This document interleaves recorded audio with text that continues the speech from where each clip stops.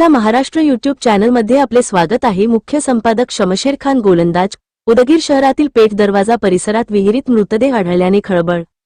उदगीर शहरातील पेठ दरवाजा परिसरात असलेल्या एका विहिरीत एका पुरुषाचा मृतदेह आढळून आल्याने दिनांक 22 जानेवारी 2026 परिसरात एकच खळबळ उडाली।